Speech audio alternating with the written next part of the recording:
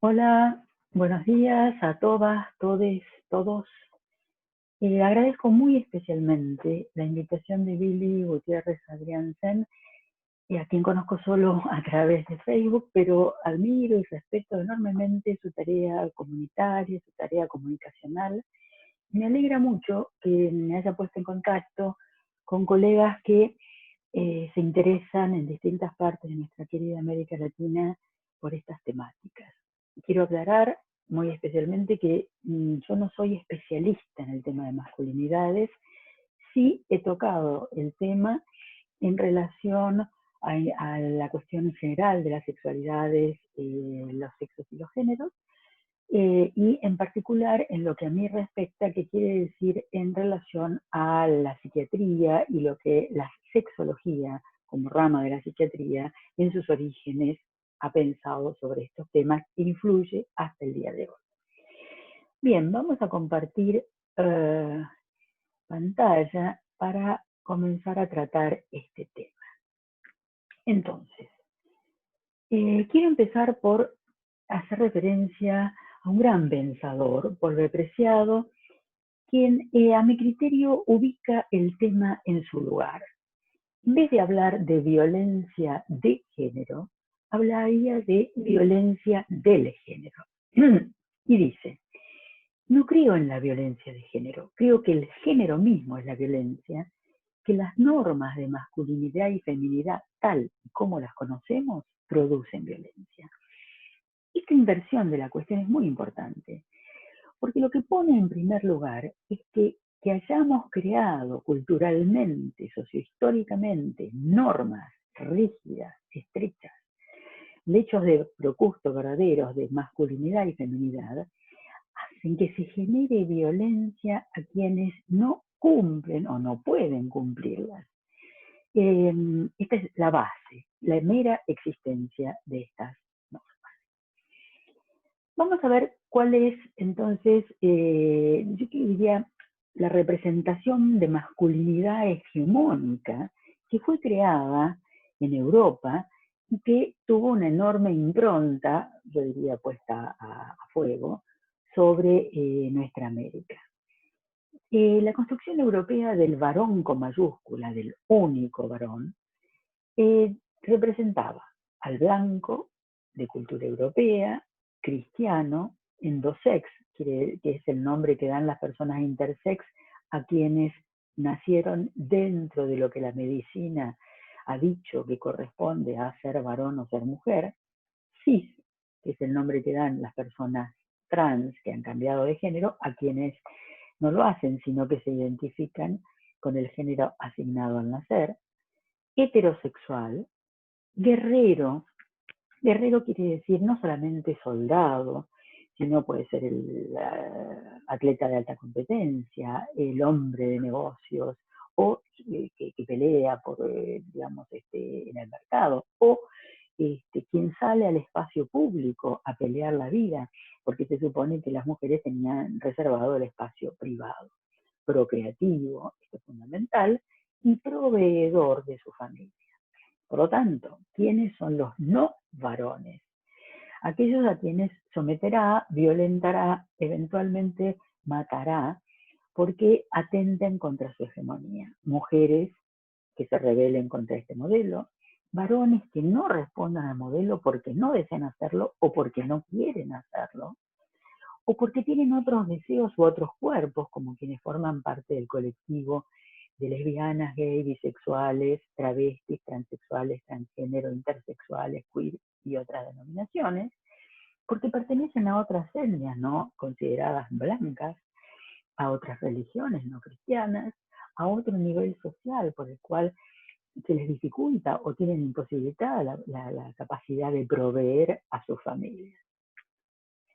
Para mí es muy importante mostrar el arte, siempre hablo en términos de arte, porque dicen mucho más de lo que a veces las palabras, como sabemos, las imágenes y además la creación artística dice mucho más que lo que podemos representar en palabras. Acá arriba a la izquierda ustedes tienen El rapto de las Sabinas de Jacques David. Las escenas de rapto fueron un clásico en el Renacimiento, se naturalizaban raptar mujeres. ¿qué tiene de malo? Es lo masculino, ¿verdad? Y acá tienen muy bien representado el varón guerrero. Son los varones que fundaron Roma, y fundaron la cultura europea junto con Grecia. Y las diferencias de género son muy fuertes. Los hombres son fuertes, están armados y sus cuerpos están tostados porque ellos viven en el espacio público. La mujer que aparece acá, hay otra que lleva un bebé, pero la mujer que aparece en primer plano, acá hay otra también, es blanca, es débil, está desarmada. ¿Qué hacen las mujeres? Protegen a los niños. Esto es su papel. Ese es el modelo de varón. Lo que tienen aquí abajo es una hermosa estatua de la bellísima ciudad de Budapest, que es la representación de un rey, que no está representado como soldado, sino como cazador, que es otra manera de varón guerrero, ¿verdad? El ciervo está caído a sus pies. Notable porque en esta bella ciudad, la enorme cantidad de estatuas que tiene, todas hermosas, están dedicadas a varones, y en general a varones guerreros. Acá a la derecha vemos algo excepcional, una mujer guerrera, nada menos que Juana de Arco. Juana de Arco que salva a Francia de los ingleses, pero de todos modos termina quemada en la hoguera y se demorará 4 siglos en santificarla. ¿Qué significa esta mujer guerrera? Que no es una mujer, es llamada virago, es una mujer virilizada, no representa lo femenino. Y acá a la izquierda abajo tenemos una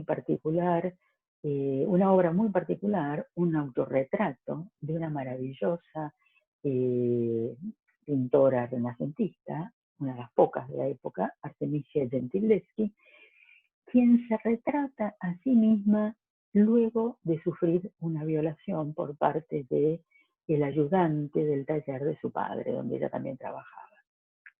Creo que el retrato lo dice todo. Y es una gran artista la que es capaz de canalizar su sufrimiento en este autorretrato. Bien. ¿Había otra masculinidad posible en la misma época de la que estamos hablando? Fines del Renacimiento, época moderna. Bueno, para esa época el pueblo tehuelche mapuche que habitaba la Pampa y la Patagonia argentina tenía una organización social en la cual varones y mujeres participaban de la vida pública, donde las ancianas intervenían en la decisión de proseguir e interrumpir un embarazo, o sea que el aborto era permitido. El travestismo masculino y el femenino también estaba permitido. Las mujeres solteras y viudas podían vivir libremente su sexualidad. Los bienes pertenecían a cada parte de la pareja y la crianza de las niñas era compartida.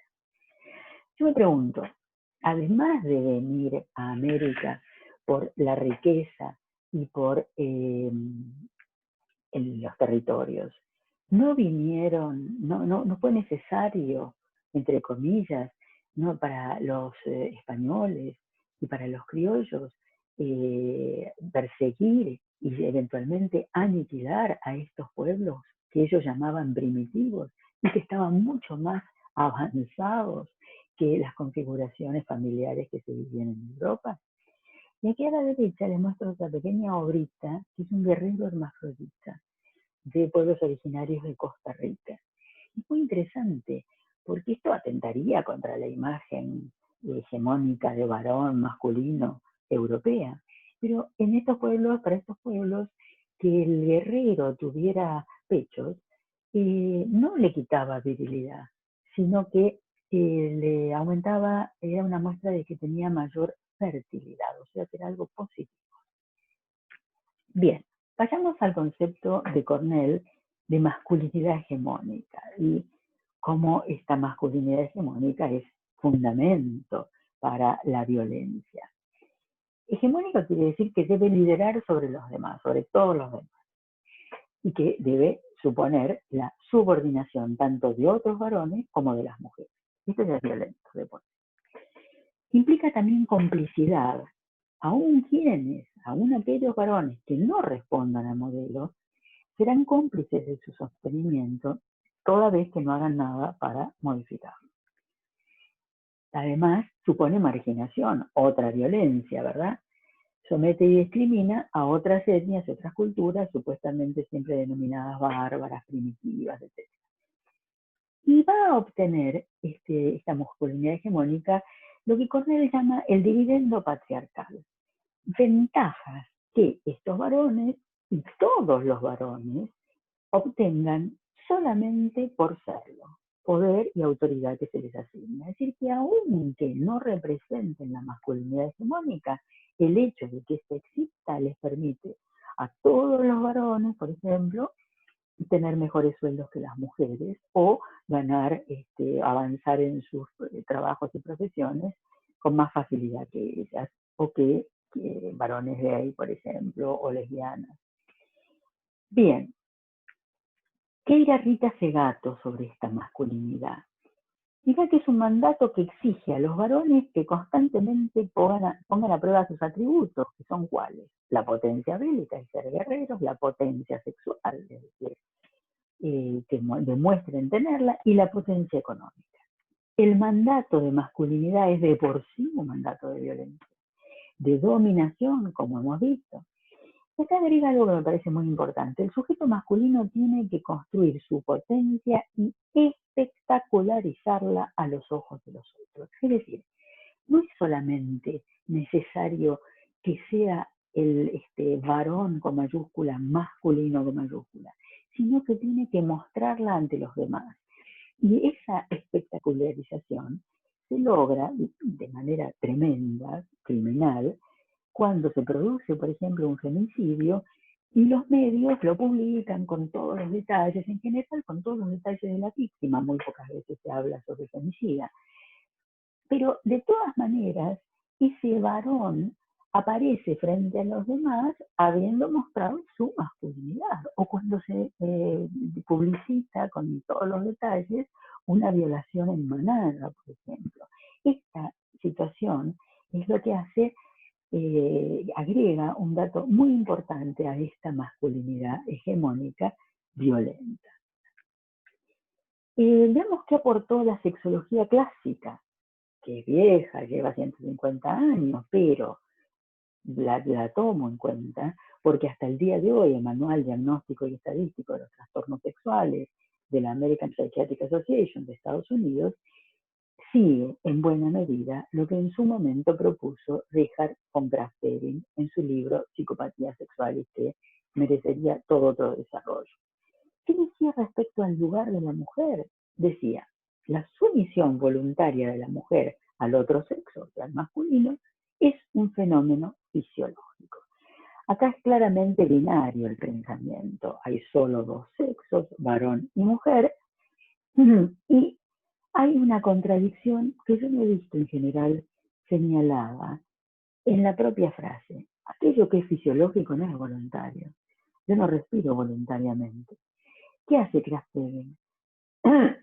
Se basa en la fisiología, es decir, en la madre naturaleza, para justificar la sumisión de la mujer al varón. Pero no es solo lo que hace. También va a normalizar a niñas y niños.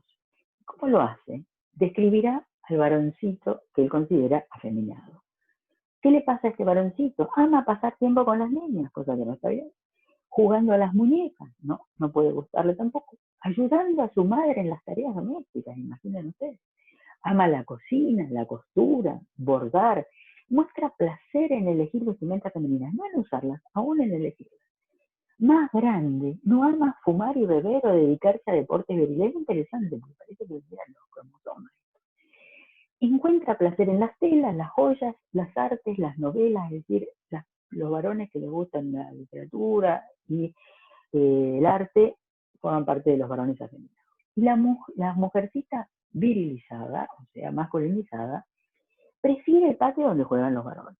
No quiere saber nada con las muñecas, es decir, no es maternal, cosa que debe ser toda mujer. Su pasión es jugar a los soldados y a los bandidos. Muestra desagrado por las tareas femeninas, que se supone que también vienen los cromosomas que den placer y una enorme torpeza. Se muestra desarreglada, ama los modales rudos y masculinos. Su gusto y su inclinación la llevan a las ciencias, imaginen ustedes. Odia los perfumes y los dulces. Esto es de 1869. En esta época, Marie Curie tenía 12 años. Si sus padres allá en Polonia hubieran leído a Kraftwerk, quizás no lo hubieran dejado ir a estudiar física y se hubiera perdido una ganadora de 2 premios Nobel, ¿verdad? Bien, ¿qué significa pasar de hablar de masculinidad a hablar de masculinidades en plural? Por lo tanto, poner sobre el tapete el tema masculinidades significa que la masculinidad hegemónica está en crisis, en una cierta crisis. ¿Por qué? Porque cuando algo no está en crisis, cuando un concepto no está en crisis, no se habla de él, se lo naturaliza. Todo el mundo supuestamente sabe de qué trata. No es necesario ni siquiera plantearlo. Pero además, al hablar de masculinidades en plural, se interpela el pensamiento binario que piensa en un binomio, por un lado masculino, por otro lado femenina, sin ninguna ambigüedad entre estos dos términos, sin ningún continuo, es decir, variantes entre estos dos términos, sin ninguna variedad dentro de cada uno de estos términos. Yo siempre digo que basta mirar alrededor de nosotros mismos y ver todas las formas que hay de ejercer la masculinidad o la feminidad o lo que queramos, o las formas intermedias u otras formas. Pero a veces, en vez de mirar alrededor, estamos subjetivados por la impronta de lo que los medios, por ejemplo, nos ponen en la cabeza. Significa también hablar de masculinidades que en vez de pensarlas como esencias, las pensamos como construcciones históricas, variables y diversas. Esto, como ustedes saben, referido a la feminidad, ya lo había planteado en 1947 Simone de Beauvoir. Ella pensaba que la feminidad era una construcción, no una esencia. También significa hablar de masculinidades que varones de diferentes sectores sociales, etnias y culturas, así como lesbianas, varones trans, personas intersex que se reconozcan como varones, puedan desplegar sus propias variantes de masculinidad. Esto es lo que debería ser.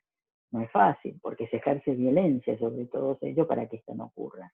Inclusive, las mujeres heterosexuales podrían desplegar aquello que se consideró masculino, esas potencias de las que hablaba Segato, que significaban, por ejemplo, el coraje, el proteger a otros, el proveer, el tomar decisiones. Y yo me pregunto, ¿no hemos tenido siempre en los campos, en las fábricas o en distintas formas de artesanado, mujeres que hacían trabajos pesados, que se ocupaban no solo de su trabajo, sino que criaban solas a sus hijos y por lo tanto tenían que protegerlos, proveerles y tomar importantes decisiones? Por eso ha sido invisibilizado, ¿verdad? Cuando estas situaciones quieren ser visibilizadas, se ejerce violencia. También supone hablar de masculinidades que los varones heterosexuales, que podrían representar el modelo tradicional porque pueden responder a él, quieran desplegar otras formas de vivir su masculinidad en igualdad de condiciones con las mujeres. Eso también genera violencia.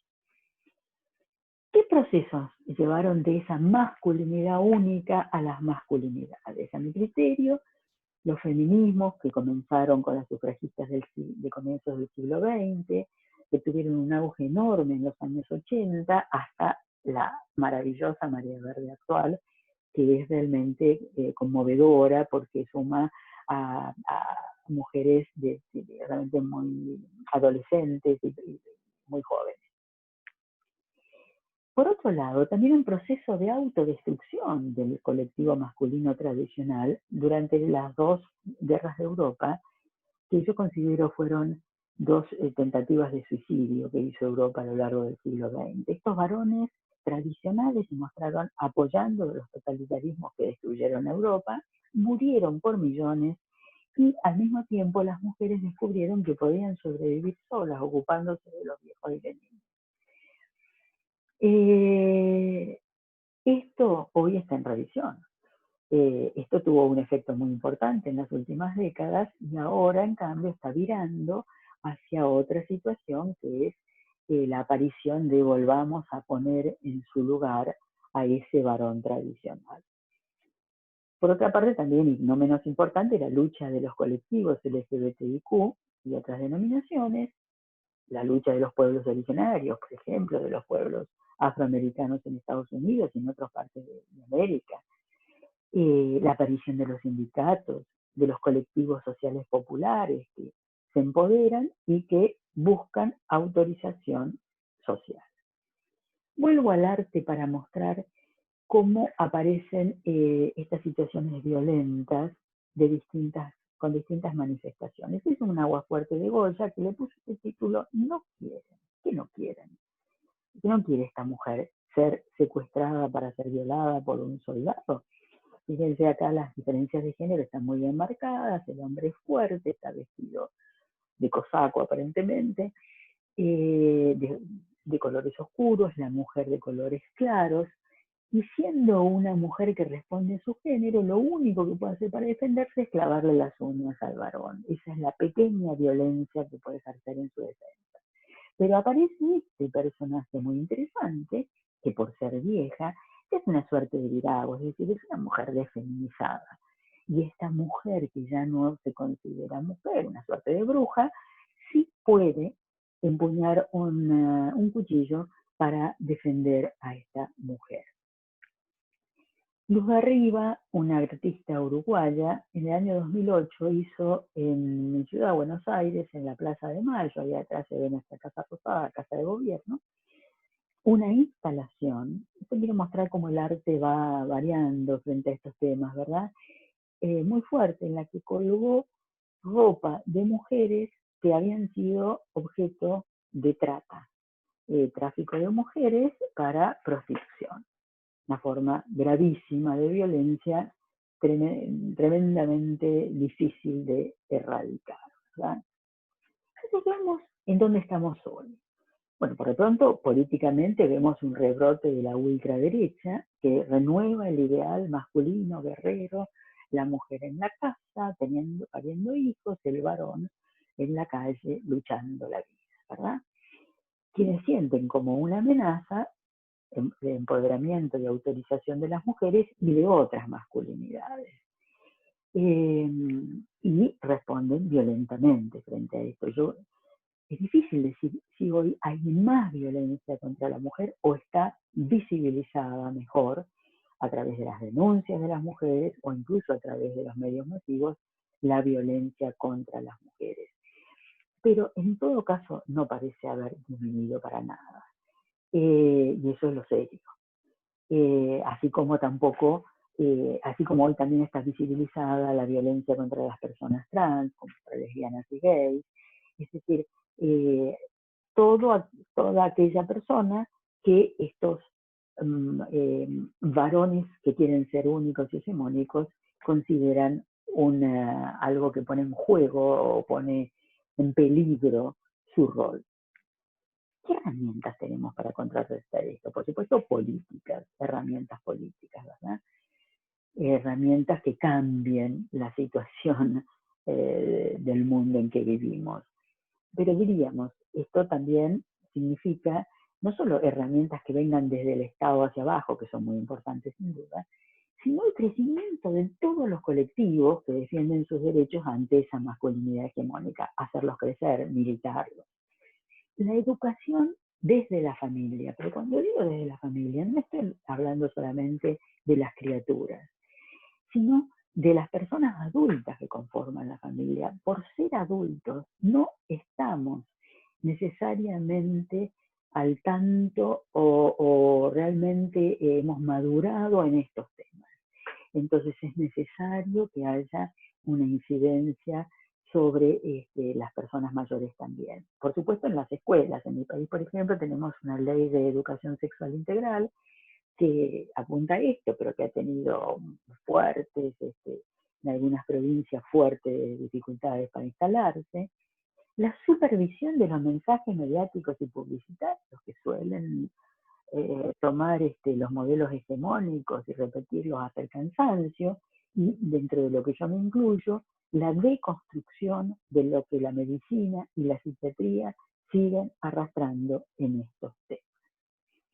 Entonces, para mí el objetivo es lo que decía Paul Preciado al comienzo: eliminar el género, que cada quien se manifieste o pueda manifestarse como desee. ¿Pero eso qué significa? Eso significa sacar sexo-género de la cédula del DNI, del documento de identidad. No, eso significa como consecuencia hacerlo, pero en principio significa un fuerte cambio cultural que es realmente muy largo y dificultoso de realizar. Bien, quiero agradecer nuevamente esta posibilidad. Les dejo unos datos de contacto para que podamos intercambiar si lo quieren, y les dejo también la bibliografía, ¿verdad? Bien, dejo acá la pantalla compartida para aprovechar y saludarlos unos segundos, y espero que podamos intercambiar, que es lo que me parece más enriquecedor, a corto plazo. Hasta entonces.